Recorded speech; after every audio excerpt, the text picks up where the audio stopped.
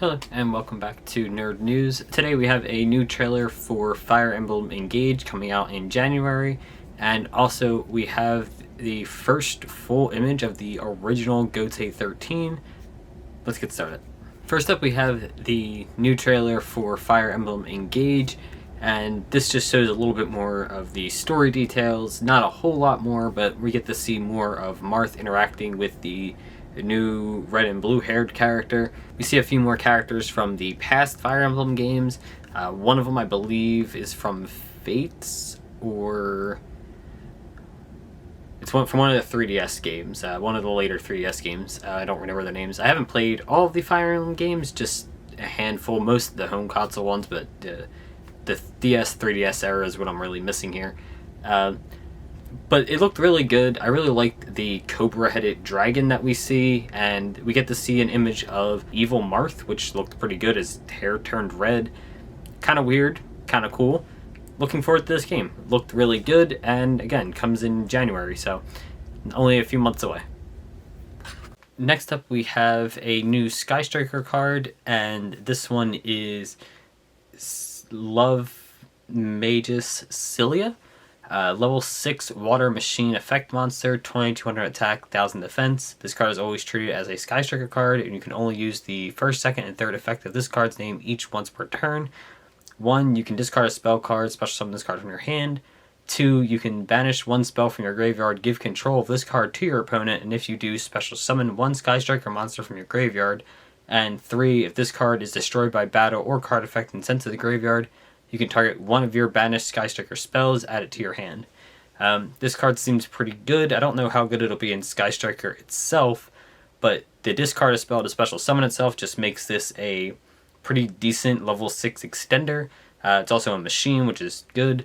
And as far as in Sky Strikers, its own effects trigger themselves, so you can banish a spell, give it to your opponent, destroy it, and then add that spell back to your hand, which doesn't seem too bad. I don't know how many monsters Sky Striker really wants to be playing between Ray and Rose. I don't really know if you want to add another one, but it's still something, and we're just going to keep getting more Sky Striker support, which is always cool for a fan favorite deck like this.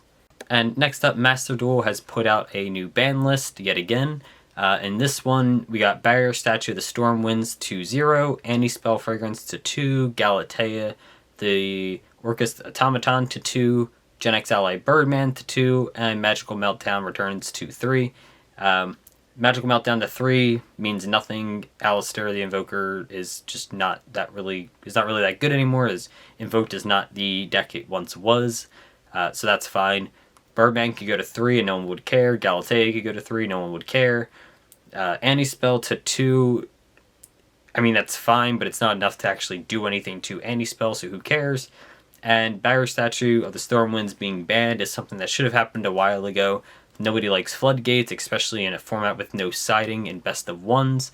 And it's even worse when it's easily summonable in Tri-Brigade, easily summonable in Fluanderies. It's too easy of a summonable floodgate, and usually it's summoned on top of other stuff that makes it kind of annoying. So it's fine that this is banned. It probably should have happened a while ago. I don't really like these small ban lists that Master Duel keeps putting out, but because they put them out so often, it's good enough, I guess. And lastly, a small update from a story from yesterday, and that is the Starlight Rares coming out of Battles of Legend Crystal's Revenge. It is confirmed that we have 10 Starlights, the 9 we knew about, plus Warlord Savage. So right now, the pull rate seems to be, in the US at least, all 10 Starlights out of about 11 cases, or 10 Starlights for 11 cases. So it's a little bit more than one case to get a Starlight, which is better than the typical 2 cases per Starlight. However, with 10 of them, that means to pull any one specific Starlight that you want, you have to open a ton more cases, whereas with 8 cases, you should get 4 Starlights, giving you odds that you will get the Starlights you want. You now have to pull 11 cases to get all the Starlights and hope you didn't get a duplicate, which is still not great, and that explains some of these pretty high prices, although I do think for pre-sales some of these are a little lower than I expected, especially on the Exodia pieces being between $2 and $250, with the head being it was hitting close to 400. I honestly thought those would all be around $300 to $400, so this isn't looking as bad, but access code Talker sitting at $600 is quite a bit of money. Warlord Savage Dragon sitting at about $250 is kind of what I expected. The other Starlights we have here: Arm Master at $250, Yada at $250, and Super Poly at $350. Armor Master and Yada I assumed would actually be cheaper. I thought I would think they'd be cheaper, but with how hard it is to pull, this seems about right. And Super Poly at $350 seems about right. That's probably what I expected to be at least in pre-sales from TCG Player, which are known to be pretty bloated. The prices may come down on these, at least initially, but I think over time these are going to go up because the core set itself kind of sucks. And when the core set has no value and all the value really has to come from these Starlights, and the Starlights are one per case, less than one per case, it's going to be hard to get any specific Starlight, which to me sounds like these are going to be pretty expensive cards to get. They are Starlights though, so they're not really something anyone actually needs. They are just for the whales who will throw a lot of money at the game just because, so there's nothing wrong with that, but I would have liked to have been able to pick up a copy of Warlord Savage Dragon and it not be $300, but it's fine. I already have my original copy of Savage Dragon. I don't really need a Starlight, but it'd be nice to pick it up and it not be $300, but it's whatever. And lastly, we have the first image of the original Gotei 13 captains, and these don't really look like what I was expecting. I expected to see Squad 0 at least somewhat represented here, but honestly none of these look anything like any of the members of Squad 0. There's the obvious two with Genryusai, Yamamoto, and Unohana, and I assume that's when she was the Kenpachi at the time.